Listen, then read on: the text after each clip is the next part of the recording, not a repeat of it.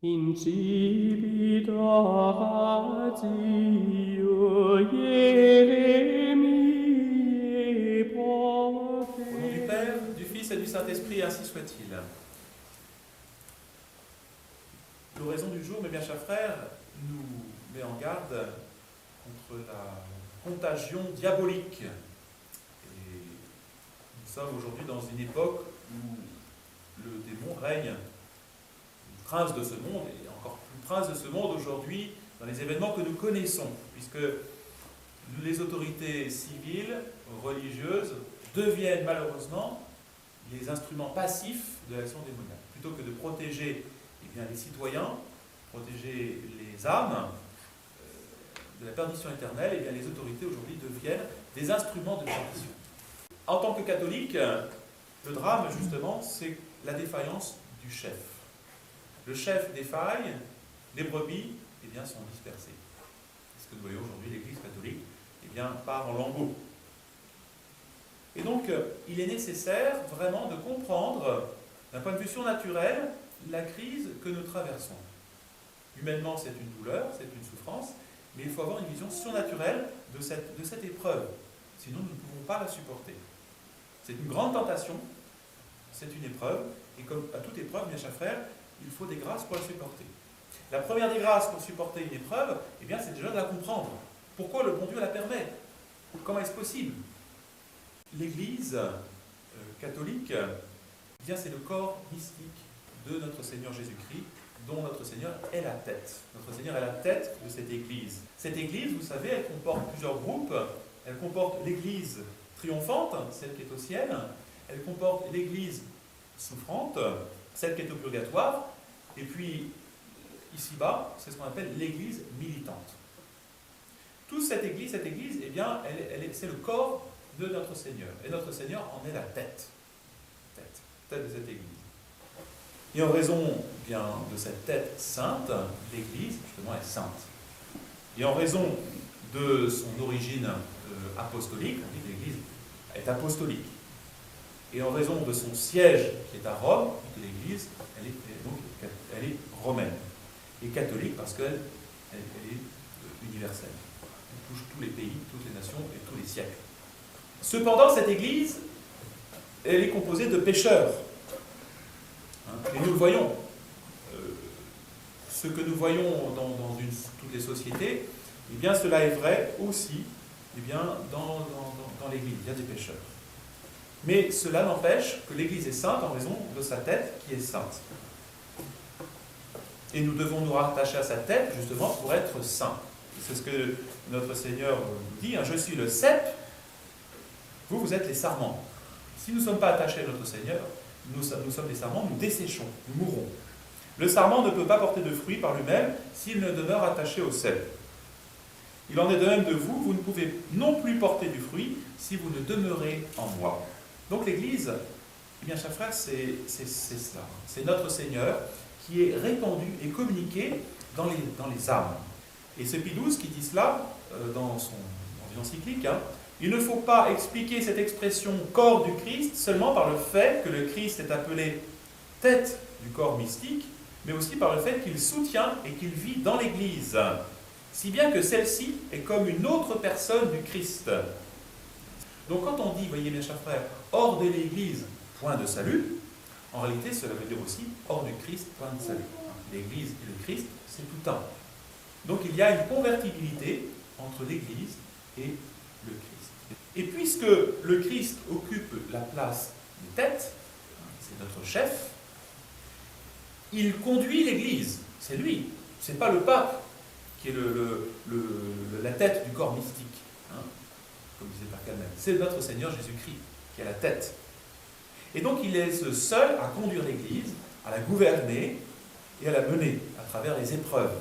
Bien sûr, cette Église, il la gouverne par son vicaire ici-bas, ordinairement, par son vicaire, sur la terre. Mais il n'y a qu'une seule tête, réelle, la tête, c'est notre Seigneur Jésus-Christ. Donc, on se trompe, mes chers frères, aussi douloureusement, si on veut s'attacher à notre Seigneur sans adhérer, on verra comment, à cette tête qui est ici-bas sur terre, enfin cette tête de ce chef qui est sur terre. comment fonctionne ce corps bien mystique? Comme le Christ veut que chacun de ses membres lui soit semblable, eh bien, il le veut aussi pour le corps de l'Église tout entier. C'est pour ça qu'à l'exemple de son fondateur, eh bien, l'Église prie, enseigne, guérit, convertit et souffre persécution. Il y a une analogie, il y a une semblance. Il y a aussi que le Christ requiert l'aide de son corps mystique, comme il en est de la tête du corps humain. C'est ce que saint Paul dit. L'œil n'a pas pu dire à la main « je n'ai pas besoin de toi », ni la tête de dire aux pieds « je n'ai pas besoin de toi ». Mais aussi, il faut tenir cela, c'est très mystérieux, que notre Seigneur a besoin, en quelque sorte, de nos prières. Il les nécessite, de nos prières, de nos souffrances, de nos peines. Ce que nous subissons, bien chers frères, actuellement, eh bien, nous subissons avec notre Seigneur, pour notre Seigneur Jésus-Christ, pour compléter les souffrances de notre Seigneur Jésus-Christ. Et le Père Emmanuel rajoute aussi dans ce fonctionnement et de ce corps mystique, il rajoute ceci, quelque chose qui est très important pour notre époque. Il dit que l'Église, elle contient toutes les âmes en état de grâce, qui sont fondues sous l'action du Saint-Esprit. L'Église est là pour justement faire vivre les âmes en état de grâce. C'est le Saint-Esprit donc qui agit dans ces âmes en état de grâce au sein de l'Église, qui va les faire lutter par la prière contre les hommes charnels qui se trouvent au sein de l'Église, contre les hommes pervers, malheureusement, il y en a, qui sont au sein de l'Église, les modernistes par exemple. Et c'est le Père Emmanuel qui dit ceci, car les élus et les réprouvés sont dans le corps de l'Église, les élus, tant qu'ils n'ont pas fait de péché, n'ont pas été rejetés par l'autorité, officiellement, comme étant schismatiques, excommuniés, bien sûr là, ils sont séparés de l'Église. Mais sinon, les élus, les réprouvés sont dans le corps de l'Église, les élus comme la partie haute et spirituelle, les réprouvés comme la partie inférieure et charnelle. Comme la chair convoite contre l'esprit. Voilà ce que dit le Père Emmanuel. Et donc, c'est bien chers frères, si cette prière des âmes saintes, des âmes qui sont en état de grâce et qui vivent dans l'Église, si cette prière, cette mortification vient à manquer, les hommes charnels qui luttent contre l'Église eh bien, prennent le dessus. Et l'esprit de vérité n'est plus entendu. Et c'est ce que nous voyons aujourd'hui. L'Église conciliaire, en résumé, c'est la prise de pouvoir par les hommes charnels, les hommes qui veulent concilier l'Évangile et le monde.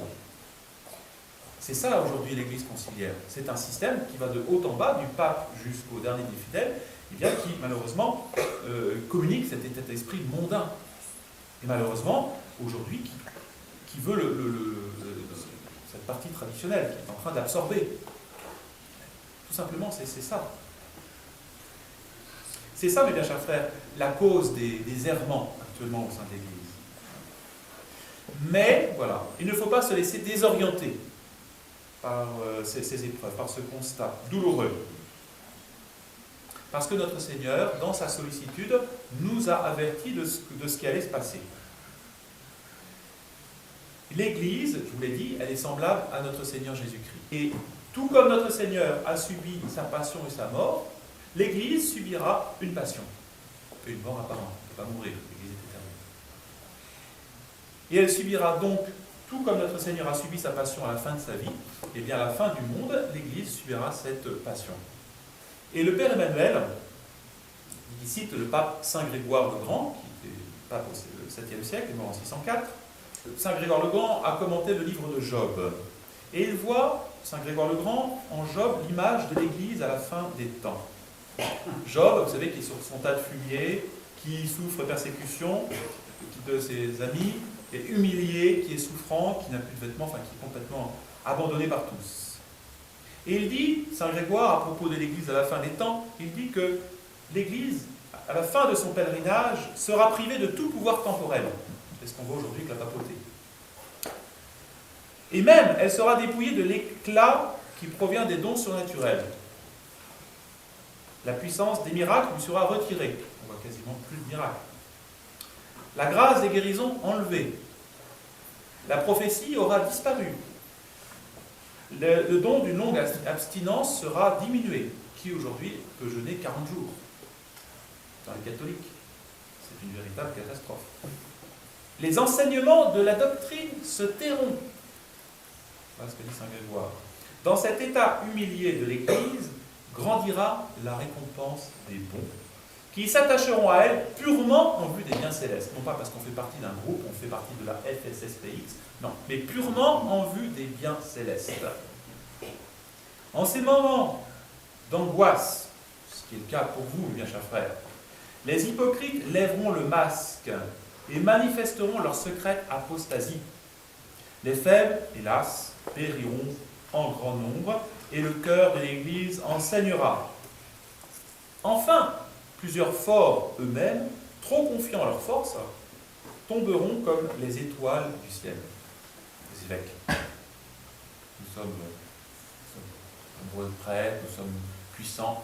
Qu'est-ce que notre puissance humaine sans la grâce de notre Seigneur Jésus-Christ? La poussière, rien, néant. Il est important, bien chers frères, de bien se rappeler que notre Seigneur, ces événements que nous vivons donc, sont prophétisés tout simplement par la vie elle-même de notre Seigneur Jésus-Christ. L'Église aujourd'hui vit ce que sa tête a vécu, et c'est normal. Nous ne sommes pas plus haut, plus grand que le chef, que notre chef. Si le Seigneur, la tête, a subi cette épreuve, nous devons la subir. Il y a 2000 ans, donc, notre Seigneur a subi ça. Quand il a quitté le Cénacle pour se rendre au mont des Oliviers, notre Seigneur a averti ses apôtres. Il a dit, je serai pour vous cette nuit une cause de scandale. Car il est écrit, et il cite le prophète Zacharie, je frapperai le pasteur et les brebis seront dispersées. Notre Seigneur, vous voyez, s'applique à lui-même la prophétie de Zacharie. Donc il annonce que le pasteur lui-même va être frappé et que ses apôtres brebis vont être dispersés. Et bien comme cette prophétie s'est accomplie en notre Seigneur, eh bien elle s'accomplit aujourd'hui dans l'Église, à travers l'Église. Pourquoi? Pourquoi s'accomplit-elle aujourd'hui dans l'Église? Parce que notre Seigneur en est bien sûr le modèle. Mais il y a d'autres raisons.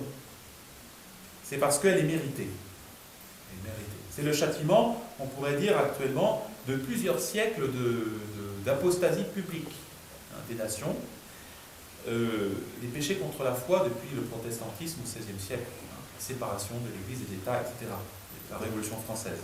C'est mérité. Alors, regardons de plus près, si vous voulez bien, cette similitude entre la passion de notre Seigneur, d'un côté, et celle que nous vivons. Et vous verrez, mes chers frères, c'est bien consolant. Attention, quand je dis qu'il y a similitude, ça ne veut pas dire qu'il y a identité. Parce que si notre Seigneur est frappé, et la tête a été frappée, c'était pour le salut des âmes, c'était sans péché. Si aujourd'hui le pasteur, le pape, est frappé, nous savons qu'il y a péché. L'hérésie qu'il véhicule, ou les hérésies qui sont véhiculées par Rome, ne sont pas sans faute, excessivement graves. Regardons tous les événements. Notre Seigneur est trahi par l'un des siens à sa passion. L'Église est trahie par les siens, pasteurs, évêques, cardinaux, papes. Jésus-Christ se laisse arrêter et garrotter sans résister. L'Église est envahie par des ennemis et progressivement immobilisée, ces ennemis de l'intérieur, les modernistes, mais même aussi de l'extérieur, la franc-maçonnerie, le judaïsme, les sectes antichrétiennes. Jésus-Christ est abandonné par ses apôtres qui se dispersent. Pierre le renie. Au pied de la croix, il ne reste plus qu'un évêque, Saint Jean. Eh bien, le pasteur est frappé. Le pasteur renie aujourd'hui, le pape renie publiquement renie d'une certaine façon, notre Seigneur, la royauté de notre Seigneur à Assise, en faisant croire à tout le monde qu'on peut se sauver dans les autres religions. Les brebis sont dispersées. Les fidèles se divisent. Aujourd'hui, que reste-t-il de catholiques de la tradition? Une poignée. Et à la fin, que restera-t-il? Jésus cache son autorité divine, et il se tait même. même devant Pilate. Il parle très peu.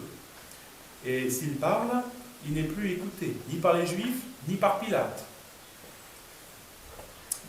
Eh bien, c'est ce que nous voyons aujourd'hui. L'Église est privée d'autorité. Depuis le Concile Vatican II, l'Église se met à l'écoute du monde. Elle ne prêche plus, elle n'impose plus la vérité révélée aux hommes qui vous sauvent.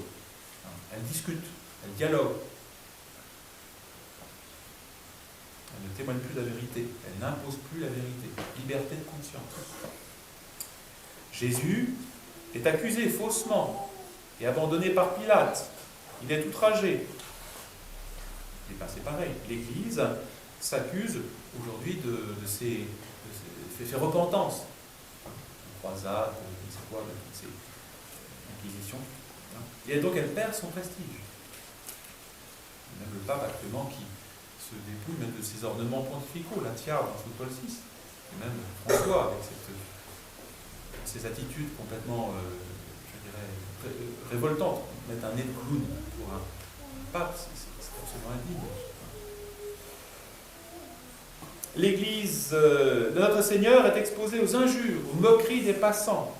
Et aujourd'hui, l'Église est ridiculisée par les médias. Elle est considérée comme une association, entre autres, comme n'importe quel type d'association. Jésus meurt, il est frappé à mort par un coup de lance. L'Église, c'est ce que nous voyons aujourd'hui, semblera bientôt morte, et on l'achèvera par la persécution qu'on pensera être finale. Et notre Seigneur disparaît aux yeux humains des hommes, mais nous savons, dans l'obscurité du tombeau, il va réaliser ce miracle de l'impression de sa personne sur le Saint-Suaire. Bientôt, l'Église va sembler disparaître totalement aux yeux des hommes, mais le petit reste sera en sécurité, caché dans l'Apocalypse, dans la solitude. C'est l'Apocalypse qui nous le dit. Petit nombre caché.